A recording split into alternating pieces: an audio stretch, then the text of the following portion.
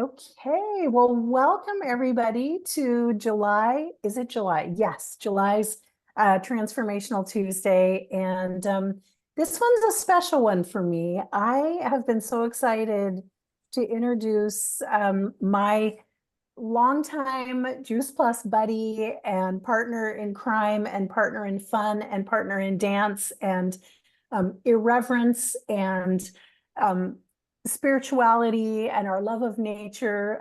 Denise and I are just two peas in a pod. And I have been out of touch with Denise for a little while. And when I reached back out, I learned that she has been in training to become a coach through a program that she and I were introduced to through Chris and Nikki, which is called the Positive Intelligence Quotient. So that's how out of touch we were. I didn't even know Denise was doing this training, but she is through the program with, yes, such a great program, Heidi. And I know a lot of us on this call know about Positive Intelligence Quotient. It's a really powerful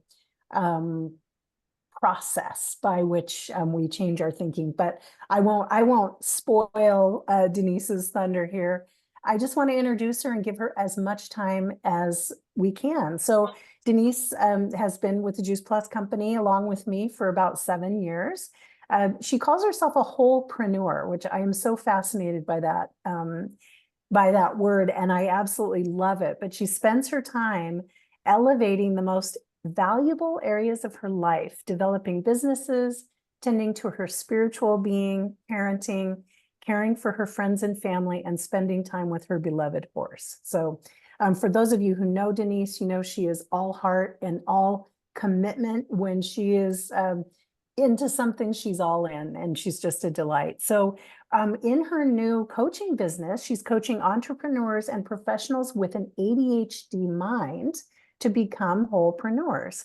She utilizes the platform of positive intelligence, which we will learn more about soon, to quiet the mind and unlock the superpowers and potential with her clients. So tonight, what I'm really excited about is Denise is going to lead us through a visualization of our past experiences to help us determine our true purpose. So with that, Denise, I'm going to just let you take it away. Super excited. Awesome. Yay. Thank you.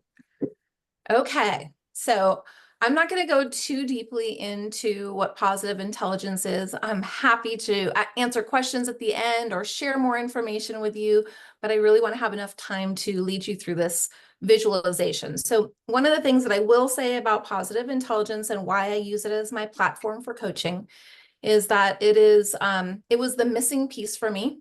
And Chris told me that when he introduced me to it, and Nikki did too, that this would be like the kind of end all be all piece to coaching that would really help me support clients. And the reason for that is that we learn about the 10 ways that our mind thinks negatively. And so all of us have 10 ways that we think negatively, and we have 5 ways that we think positively. And so with positive intelligence, the 5 positive ways you think, we call the sage mind. The 10 negative ways we call the saboteur mind. And so we use these little exercises called PQ reps, and they are like a miniature meditation that you can do while you're present with other people, on your own while you're driving. So you don't have to get into this deep meditative state where you are spending a lot of time, getting into your own mind. And that, not that that is not a good place to be, but the beautiful part about PQ reps is that as you go throughout your day and you have negative thoughts come up or stressful parts of your day come up, you can just tap into these little exercises. And what they do is they actually physiologically change your brain from fight, flight, or freeze, which is the most primitive part of our brain. It's in our brain stem, our limbic system, and a good part of our left brain. And it shifts your brain from that kind of thinking into your sage brain. And your sage brain is your prefrontal cortex and your right brain.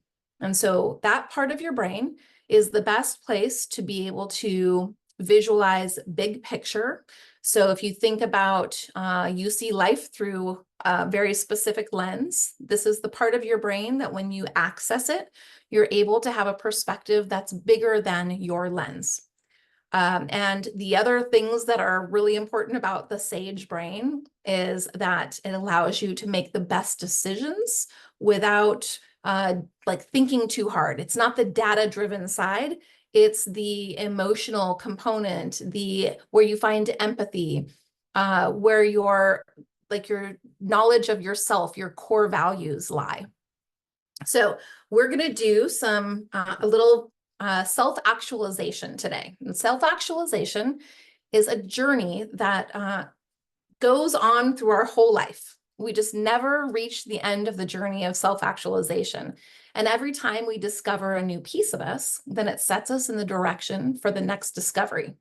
And that illumination of path towards self-actualization is determined by the direction that holds the most light. So each step brings us into light. And then we look for where the light is in the next step. And on that journey along, we start to figure out what our life is about. So we're going to do a little visualization. And this is something that I normally take about 45 minutes to up to an hour for. So just know that we're going to move pretty quickly through it, but you can come back and listen to the recording and go into it deeper if you'd like. So if you don't already have a pen and a piece of paper with you, or a pad of paper, go ahead and get that in front of you. And we're going to start by doing PQ reps. So these PQ reps, I don't think I really actually described them. They are miniature mindfulness practices that are focused in our senses. So they can be hearing, they can be visual, they can be tactile, they can be smelling. So I will lead you through. So everybody, if you would like, close your eyes and just feel yourself settled in your seat. And just notice where you are in your seat. Notice how your seat bones are on whatever it is that you're sitting on. Are you sitting squarely? Are you sitting off to a side, leaning one direction more than another? And from our thinking about our seat, let's move down, take the tips of your fingers and just rub them down your legs towards your knees. And just notice the way that it feels as you rub your fingers down your legs, all of the sensations of touch. And when you reach your knees, travel your thoughts down to your feet. And feel your feet on the ground. They can be squarely on the ground or crossed. Just notice what they're doing. Notice how it feels, whatever they're resting on. The pressure on each of the points of your foot, if you have them square on the ground. Can you feel your big toe?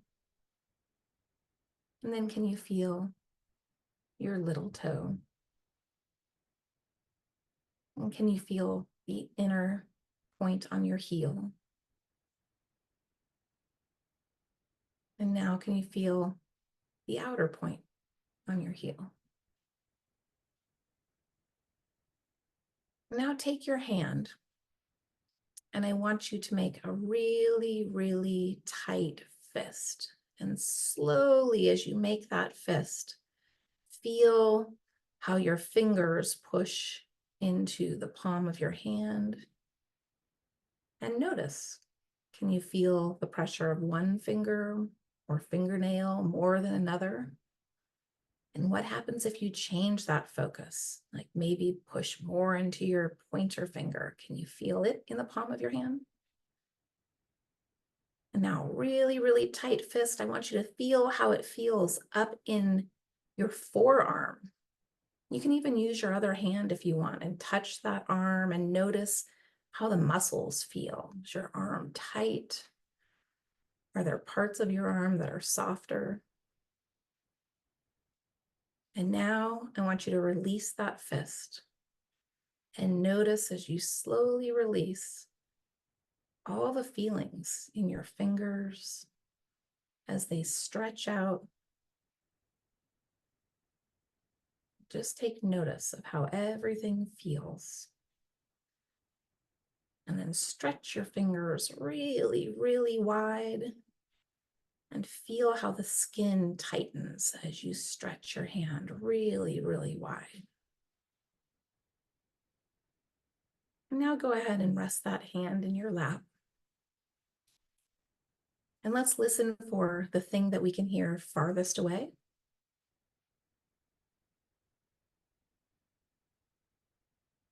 And now listen to the thing that you can hear closest to you.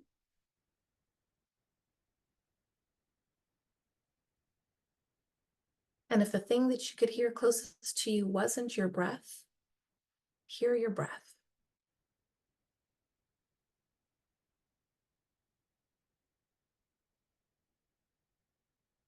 All right. Now's a good time to just open your eyes. And these lovely little exercises, you can do at any time. They're great whenever you're in a stressful moment or have negative thoughts. And it just puts you into this very sweet place in your mind, your sage mind. So I want you to think about yourself at the end of life, your elder, wiser self. And you're of sound mind and body.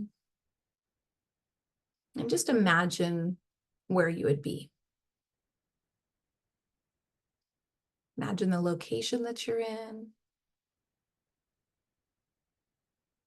and the people that you're surrounded with. Maybe how your hair and face look.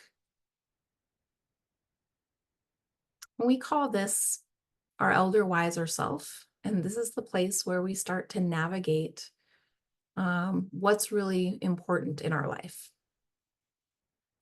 So I want you to think about your life in 3 segments. So one way you could do that is take your age and divide it by 3, or we can just think about childhood up to, let's say, 20, and then maybe kind of a work time period, maybe 20 through 40, 45, 50, somewhere in there. And then whatever is after that, if there's anything after that, however you'd like to divide your life up into 3 segments. And I want you to start thinking about where you've been. Let's start with your childhood. And maybe, why did you choose the parents that you have? Or why were those parents chosen for you? What were they here to teach you? And think about that for a moment and jot down a few things that come to mind.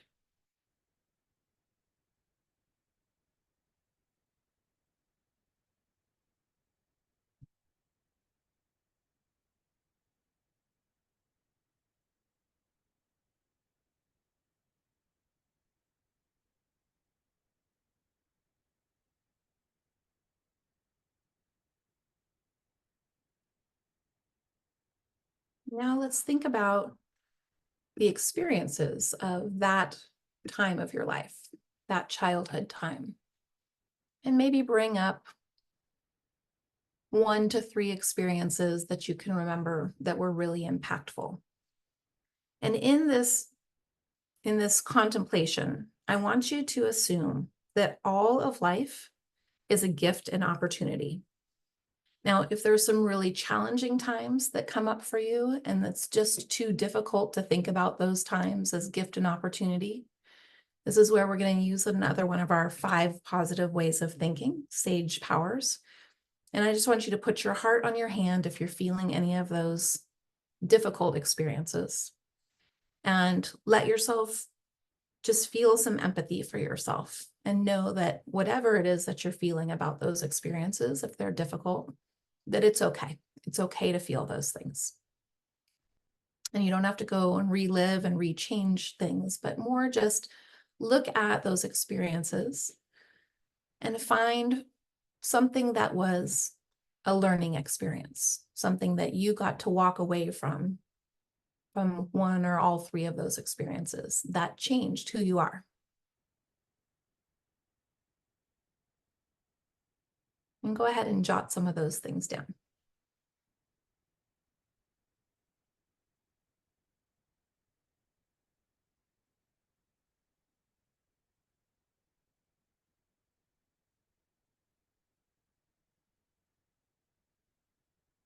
What were those things what were those experiences meant to teach you?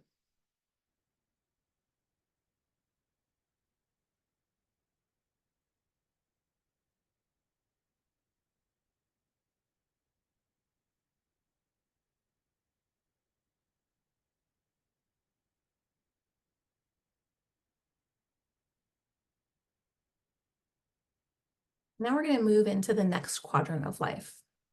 That time where maybe you were working a lot, maybe you had a bunch of different jobs, maybe you were in college, or all of those things.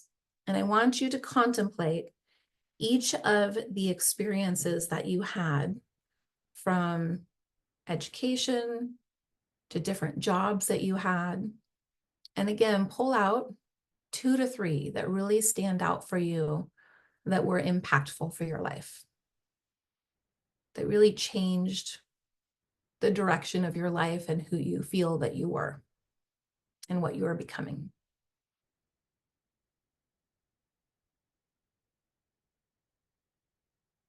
And so if you think about, in relation to those, what are some lessons, experiences, gifts, opportunities that came from those experiences? And go ahead and jot those things down.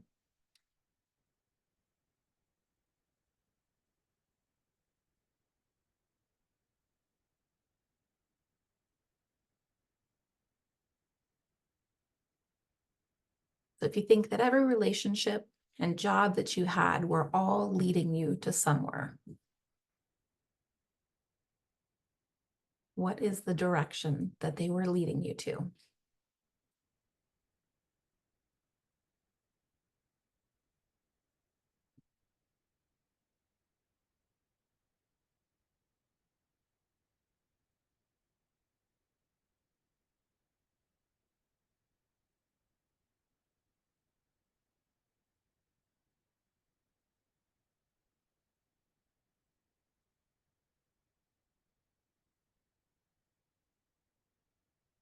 Look at each piece, the pain points, the stress points. They all had a purpose,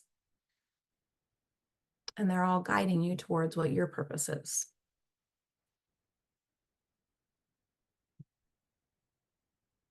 And so now let's move to the last quadrant of your life. Really visualize what that quadrant looks like. This is the most recent one. And pull out 2 experiences from this period of life that have really impacted and changed who you are.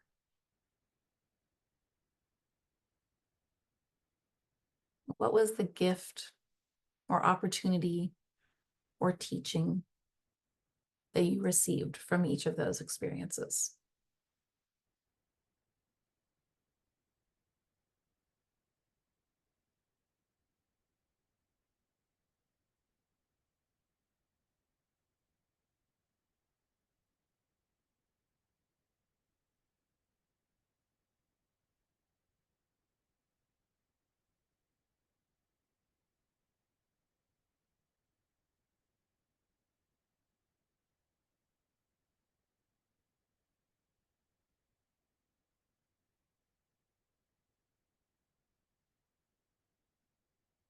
And now that you have some things jotted down from each quadrant of life, we're going to go back to the beginning, to the first quadrant.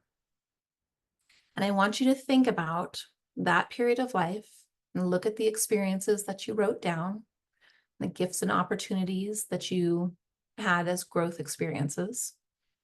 And I want you to think about what you would have wanted most from that experience. Maybe if you had a mentor during that time, not that you had one, but if you could have had a mentor during that time, what would you have asked them to help you learn? Or how would you have asked them to help support you through those experiences?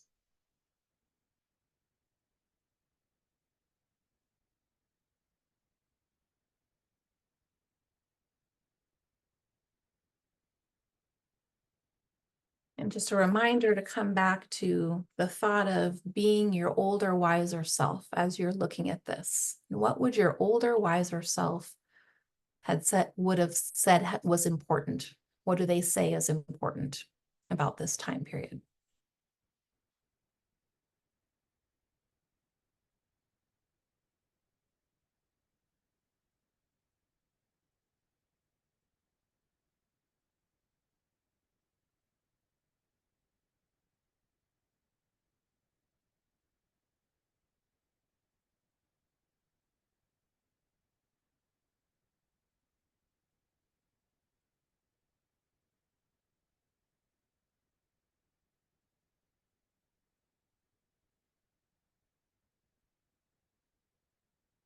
Now let's move to that second quadrant of your life, kind of that college work period. And I'm going to ask the same question about that. If you could have had a mentor in that stage, or if you did have a mentor in that stage, how would they have supported you in what you needed most?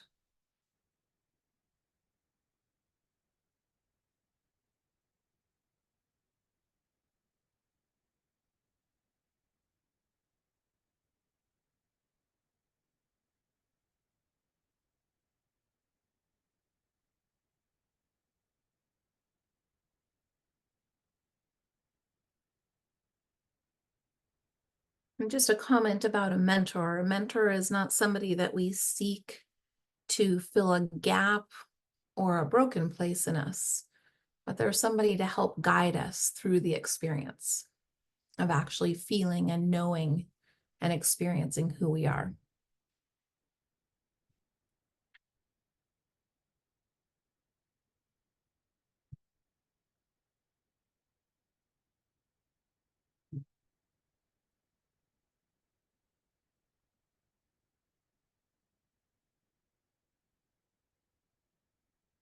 And so every pain point and stress point that we have has purpose and would teach us something. And a mentor is really good. A good mentor would point out those things to us and help us take the time to feel them and talk about them and find the gift and opportunity.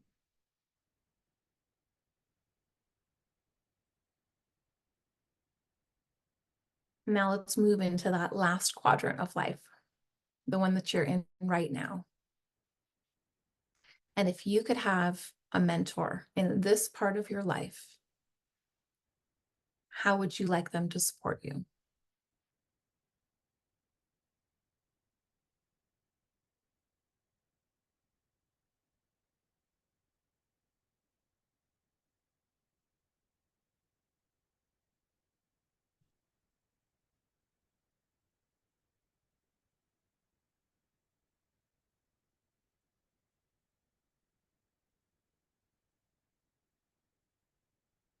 Why don't you take one more minute to write down some ideas and thoughts?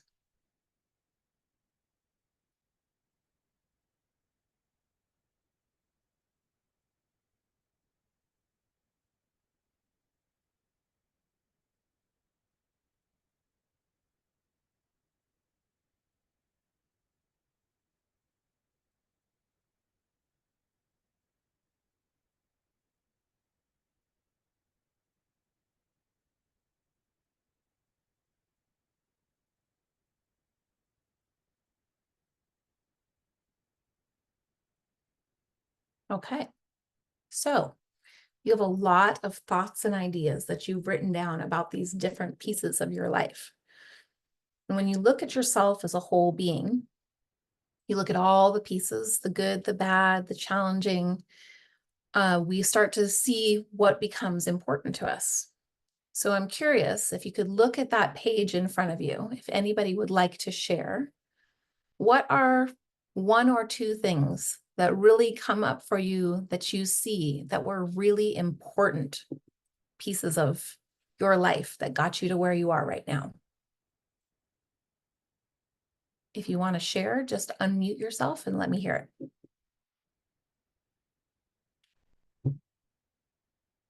I can go. Okay, please. So, I mean, there's so much. It had like had me put a smile on my face, like had me feeling sad, shame, so many different feelings. But what I will say that I think one of the biggest things was in my 20s and between my 20s and 40s. So I did childhood up to 20s, 20s to 40s, 40s till today. And I met my husband in my 20s, who, my knight in shining armor, truly. I left the salon I was employed in to be an entrepreneur and have my own business. In my 20s, I had my first vacation ever abroad in a different country. I moved to America in my 30s. And when I look at the things that I gained and grew with, was my love for change and adventure, independence. But I think the biggest thing overall is courage, Mhm. which ironically is my word for 2024. But when I look, that's the word that really comes up when there were pretty big, bold things that happened in those 2 decades. And then from my 40s to today, again, immense gratitude. Mm-hmm. When we met Chris and Nikki and became what I call a true entrepreneur, and moved to Florida, making new friends. I mean, yeah. So that word is, again, more courage, but change. Courage, change. I heard adventure also. Yeah. Yeah. Yeah. So when you think about this and you apply this to the purpose of your life, does anything clear emerge for you as like how you might integrate this into being, yes, a wholepreneur? And Love that. thank you, Kirsten. And how you would take this forward into how you share it with other people. Because really our true purpose is purpose is in sharing the gift of who we are with others, right? So how would you use that to share this gift of that you've discovered with others? How would I use it? That's a really big, loaded question.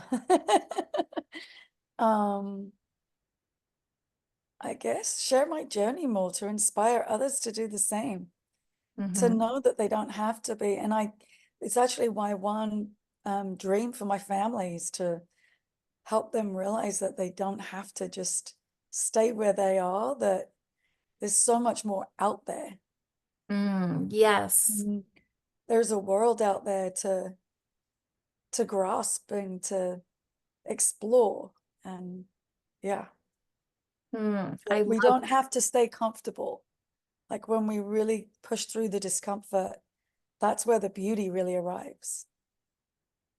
So Hey, if you were, can I yes, go say ahead. something, Denise? It just occurred to me, when you talk about purpose, um, I feel like one of my purposes, I'm still thinking it's the same thing, is that I'm the spark of transformation. That's what I'm here on the planet to be. And it never occurred to me, but maybe you're a courage giver or a courage maker. Maybe that's your purpose on the planet. And that, when you put it in its, like, not a whole paragraph, but in just a word or two, I think it gives the meaning of what your purpose is much more strength. So just a Yeah. thought. Oh, I love that. Yeah, I love that too. And so if you take that, you can apply this to all areas of your life. So being did you say a courage I said maker? a courage giver or a courage maker, but it would have to be words that Heidi would have to work with, and then she'd have to sit with, Yeah, is that what I yeah. am? But I Mhm. never really saw, I mean, until you've told that whole story, Heidi, of, everything that you've done has required such a great amount of courage. And so, in helping other people, that's what our gift, the purpose is to give our gift to others. That is our purpose. So anyway, Exactly. courage And maker, so, courage giver, I don't know what it is. Yeah, so I feel you can like take that. the word change needs to be in there somewhere as well. And so maybe it is a phrase like you have, Nikki, you know, you're the spark of transformation. For others, you know, maybe, you know, it's going to be fun to play around with what that is, but I definitely think, you know, change needs to be in there as well, you know. Mm-hmm. So, yeah. So then take all of those pieces and think about the 5 most important things for you in your life. Okay. But, you know, I'm just going to throw some things out there to give people ideas, but maybe it's your spirituality. Maybe it is your business. Maybe it is your family, whatever the 5 most important things are to you in life, and apply being the courage maker, giver to each of those quadrants, and how you then will show up in each of those quadrants with that gift. Mm. I don't think I can answer that now. It's definitely something I'm gonna need to meditate over and pray over for sure. You can Yeah. see why this is something I would normally do 45 minutes to an hour Yeah. with somebody, Yeah. right? Because it's a lot to take in. Yeah. But in a short period of time, you could start to gain some insight as to, like, how did I get to where I am? Because measuring who we are, measuring is something that our brains doesn't really do on its own. It's something we have to think about and go into in measurement in anything. So if you have goals in your business, you always feel like you're never doing enough if you don't go and look at what you have accomplished, right? And so this is the same in finding your purpose, is going back and measuring, like, how did I get to where I am, and who was I in each of these pieces, and how did I have to grow, or who did I have to become to get to this place that I am now? And then how do I want to share that gift in all of these different areas? And so that is how you use one of the 5, well, we did use 2 of the sage powers. So the 5 sage powers are explore, empathize, navigate, and then innovate and activate. So you can take this farther to innovate and activate by being curious about how you're going to take this new experience you have of what your purpose is and put it into action in your life. And I wish I had time to hear everybody's experiences, because this is the kind of thing that fuels my world. Yeah, Denise, I need to leave, but what I'm gonna do is I'm gonna make Kirsten the co-host, where she can just stop the video. If I leave, I don't know if it stops recording because I recorded it to my computer. I'm not sure, but I think we've got the most of it. So Okay. Kirsten, I'm gonna make you co-host, and hopefully it'll be working out perfectly. Yeah, I think Okay. you can Hey, leave Nikki. and not end the meeting. So I will stay and answer questions if Yeah, anybody you know wants. what? I won't leave the meeting at all. I'll just let it go. I'll still make you the co-host, Kirsten, but I Okay. won't actually leave the meeting. I'll just put my avatar on. And I just want to tell you, those first few minutes of your description of PQ and the 5 and the 10, it was so concise and so good as a reminder to me, but I hope for the new people, that very simple explanation. You know, we've got 10 negative places we go and 5 positives. And what does that tell you about? So anyway, that was really beautiful. And the whole exercise was great. So thank you. And I'm going to hop off. And Kirsten, thank you for taking care of us. And I love you all. And course. next week, just to let you know, is Alexis Busselman, you know, who's one of the very top producers in the entire United States. She's going to be on our call next week telling us what she's doing and how she's doing it. So be prepared. Great. Thank you, Nikki. Yeah. Yeah. And I am happy to stay on if people have questions for Denise. If you want to share what your discoveries were and have Denise explore it a little bit, or Denise, one thing I would love is for you to if you could put your contact information in the chat Oh, most as definitely. well. You know, if people want to reach out to you and do more of this work, it certainly this takes the PQ experience that I had with you when we were trained to a whole other level in terms of the personal coaching aspect and how PQ really gets applied there, which is really profound. I mean, this could be like the next month's worth of my personal development and diving in, right, Heidi? If I can share, I just have to give another plug to this positive intelligence course, because I did it the same time as Kirsten and Denise, actually. And it was Chris and Nikki that introduced it. And what was so wonderful was that my husband did it with me. And I cannot tell you how beneficial that has been. And we still practice our PQs today.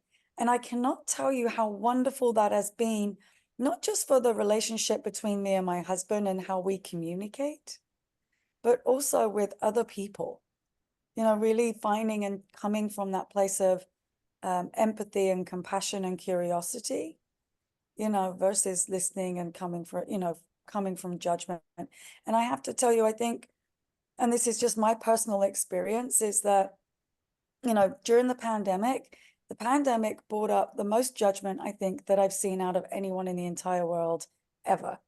I feel like our judgment was just heightened to a place that was so unhealthy and so toxic.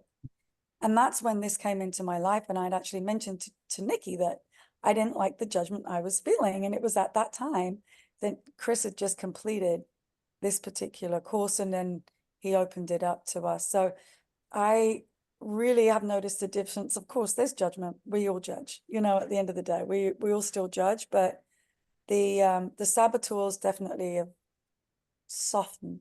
We'll say that. If that. Yeah. And that's the softening is the whole point of it, is we don't ever lose the ways that we think negatively, but we quiet them and we learn to recognize them. So instead of allowing them to take over our thoughts and take over how we respond to the world, by learning to recognize them, we then are able to change the route that we take. And the interesting part for me is that our thoughts are wired in our brain. So, you know, we're programmed by how we experience the world until we're from 0 until we're about 16, 17 years old. And that's where our hardwiring comes from. And so what I explain to people is that the reason that we have patterns of behavior, patterns of how we communicate with people, patterns of how we deal with conflict or difficult experiences, is that hardwiring is literally like a superhighway in our brain. And that superhighway, the more that we use it, what fires together wires together. Okay, so the more we use that over and over and over again, it literally builds a new myelin sheath around those nerves that becomes a very strong superhighway. So now we can actually visualize those things in MRIs and see how our thoughts fire very rapidly on these superhighways. But you can change the superhighway, and the dirt road that you know that you want to think that way, like, I really wish I could go down this dirt road, but your brain keeps taking you this way. The PQs are where you stop at the noticing, noticing how your negative thoughts are happening, right? That's where you notice. You do the PQs. The PQs allow your brain to shift into the sage brain, and that's where you can then choose the dirt road. And the more often we choose the dirt road, the protein myelin sheath builds around it and makes it a superhighway. And just like muscles in our body, the superhighways, if we don't use them as often, they break down and they become more a dirt road. Now they're pretty hardwired. So like I said, they don't ever go away, but they do get a lot more grass grown over them, let's say. And then we can develop those stronger pathways in the direction that we want to think. It's pretty magnificent to me how much we can actually change our brain if we choose to take control of it. I love it. And I think all three of us that are still on this call have had such deep and profound personal experience with that. And it's been an honor to be on the journey with both of you, and just for anybody else out there still watching the recording. That's part of Chris's words that I know probably weren't original to him, but I hear his voice of saying this is a business. I mean, it's a personal development journey cleverly disguised as a business. And boy, if this is not at the heart of how Chris and Nikki have coached us, I don't know what is. So Most really definitely. incredible that you're just turning this into a life's work, Denise. Yeah. With Yeah. purpose designed from Chris and Nikki. Yeah. I mean, it was brought to me because of them. I mean, 100% everything from this community, from what Chris and Nikki brought me into and nurtured me through, it has helped me unveil my true purpose and really take it to the next level of sharing that gift. So yay. Well, I wish I knew how to take it off record, because that is just a beautiful place to end this call, even though I'd love to stay on and chat with you ladies. I don't know how to record without just stopping the call or stop recording. Up at the Do you- top corner, I think, I see it says recording, and since you're the host, you should be able to hit stop up there. Nope. Nope. Okay. Won't let me stop, but Okay. I can just I'm gonna take jump off. this off and just let's know that we can do this again real soon. Yes. Thank you for having me, and so lovely to see everybody. Thank you so much, Denise. good to Denise, see how can you. everybody find you? I put it in the chat. But those people that are Oh, watching the recording okay. don't know that. I'm on Instagram at Denise D. Daehler, and my email is 3dwellnesscoaching@gmail.com. Nice. And we got a Awesome. phone number here too. Well, you want your 541 phone? 601 0770. And Nice. I, All the ways. yes, and I love leading people through the positive intelligence program. I have a 12-week mental fitness boot camp that I do. I specifically teach or coach to professionals and entrepreneurs with ADHD, but I also like to put together groups of other people here and there. So bye. Nice. Thank you. Bye. Thanks.